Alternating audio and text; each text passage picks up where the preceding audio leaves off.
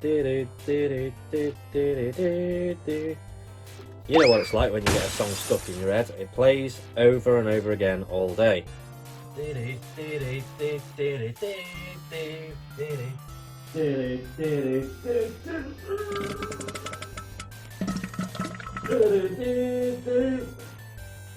Double Dragon has a catchy soundtrack, but is it any good? Let's have a little look. I'm not going to lie, I never liked Double Dragon.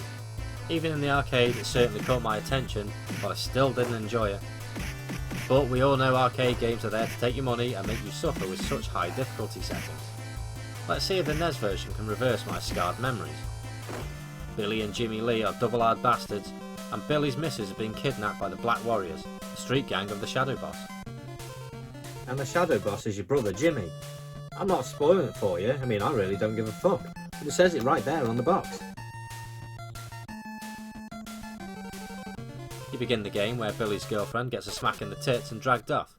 As Billy, you need to knock every fucker out in the gang. You can punch and kick with the A and B buttons, and jump by pressing both together. There are different moves depending whether the enemy is standing, squatting or lying on the floor. You can experiment with this one. Everything you need to know is at the bottom of the screen. Your health is the bar at the bottom left, and below that is a score and a heart. When you get to 999, another heart will appear. This is your skill level. You'll start to notice that the more you have, the more unique moves Billy will perform. In the centre is the time remaining, and on the right is your high score. There are only 4 levels to the game, and that's the streets, industrial area, the forest, and the boss's hideout. Like most games of this genre, you don't have to rely on your fists alone. There are weapons you can pick up, such as the baseball bat, dynamite and whip, and also heavier items like the barrels. You can climb up ladders to get to higher ground, which is a nice addition, rather than staying on one plane all the time. But, is this one any good? It's not really that bad. It was never going to look as good as the arcade, but I can say it's nowhere near as hard. First impressions are good, the graphics are nice, and the music is good too.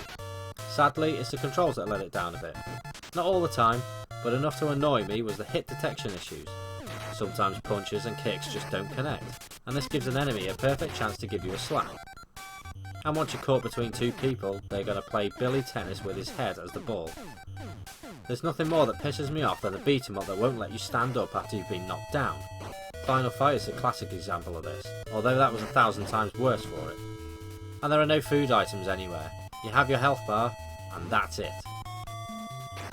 It is a challenging game, where times I just wanted to give up, but it's not like it's a completely impossible game. I got to the 3rd level on my first attempt, which is pretty good considering I'm no good at this game. I've heard over the years that this is the best beat 'em up ever made, to which I completely disagree. This wouldn't even make my top 10 best. Not because I think it's crap, but because there are better looking and better controlling games than this out there.